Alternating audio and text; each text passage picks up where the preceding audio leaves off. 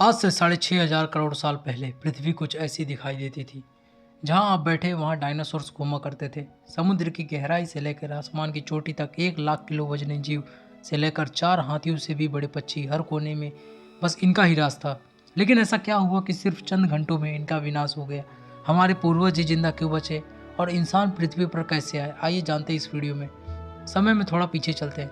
यह है हमारी पृथ्वी। उस वक्त ऑक्सीजन ज़्यादा होने की वजह से 30-35 माले की बिल्डिंग जितने ऊंचे पेड़ हर जगह दिखाई देते थे। यह है 8 मंजिल जितना ऊंचा अर्जेंटोसोरस। एक दिन में यह कई जंगल चढ़ जाते थे।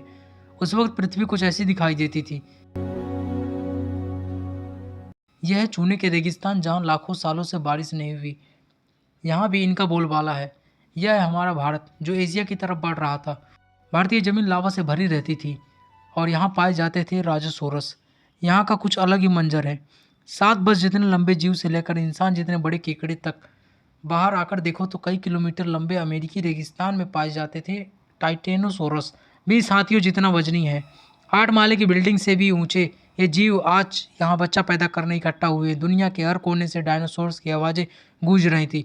लेकिन इन्हें क्या पता था कि आज इनका अंत होने वाला है। दरअसल हमारे सौरमंडल में जुपिटर और मंगल ग्रह के बीच बहुत से उल्का पिंड हैं जो सूरज का चक्कर लगा रहे।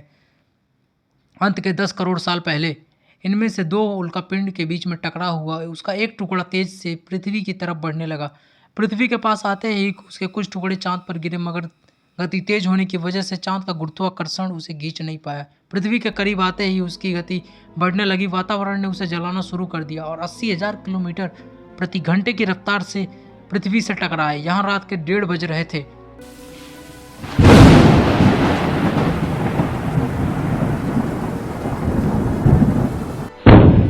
टकराने से 4 मिनट पहले पूरी पृथ्वी में उजाला हो चुका था। इसकी चमक को देख नजदीकी जानवर अंधे हो चुके थे। गिरने से पहले वहां का पानी सूख गया। विस्फोटक से निकली एनर्जी आज के 10 परमाणु बम के बराबर थी। इसी से निकल रही 6,000 डिग्री सेल्सियस की गर्मी ने आसपास के जानवरों को तुरंत भाप में बनाकर उड़ा दिया। 150 किलोमीटर के दायरे में जमीन अंतरिक्ष तक पहुंच गई थी। अब सिर्फ 5 सेकंड ही बीते थे। इस विस्फोट से जन्मी झटके की लहर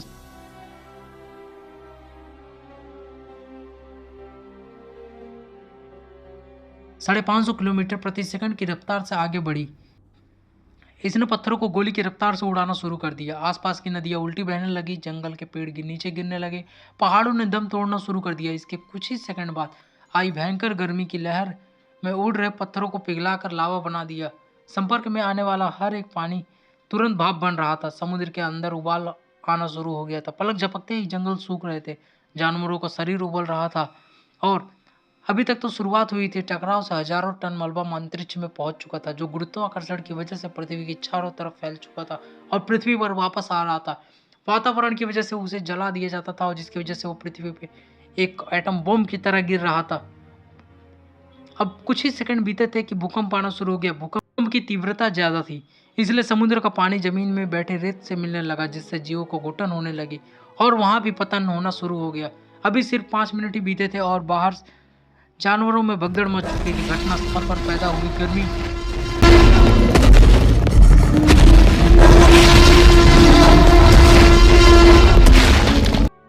आगे बढ़ रही थी। बादलों में धूल जाना शुरू हो गया था। बिजली गिरना शुरू हो गई थी। इस तूफान के बीच आने वाले हजारों टन वजनी जानवर पेड़ हवा में उड़ने लगे थे। अफ्रीका का सफेद रेगिस्तान भी पूरा ढक चुका था। रेगिस्तान वातावरण में बदलने लगा।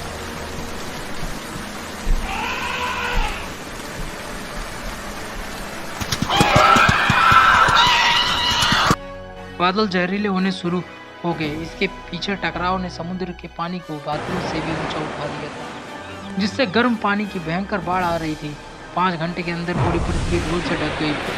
पृथ्वी का औसत तापमान कई 100 डिग्री सेल्सियस तक पहुंच चुका था। पूरी दुनिया के जंगलों में आग लग चुकी थी और भूकंप ने मारे हुए ज्वालामुखी को उजागर कर दिया। हर सेकंड पृथ्वी गर्म हो रही थी। ऑक्सीजन कम हो रहा था। पृथ्वी पर जमीन बर्फ पिघल रही थी। नदियों में बाढ़ आना शुरू हो चुका था। इस महाविनाश के बाद ज्यादातर जमीन में रहने वाले कीड़े मकोड़े और स्तनधारी जीव ये जिंदा बचे थे। पृथ्वी का 70% आबादी विलुप्त हो चुकी थी।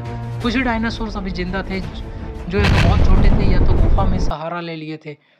समुद्र की गहराई में रहने वाले जीव भी सलामत बचे थे, लेकिन अब उनका भी खराब समय आने वाला था। कुछ ही दिनों बाद जहरीले बादल पूरी दुनिया में बरसने लगे।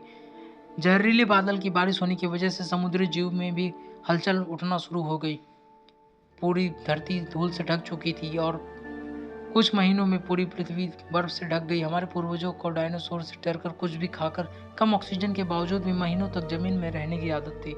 जमीन के अंदर गर्माहट और अंदर छोटे छोटे जीव का पूरा साम्राज्य। इस घटना के कुछ सालों बाद तक डायनासोर जिंदा है।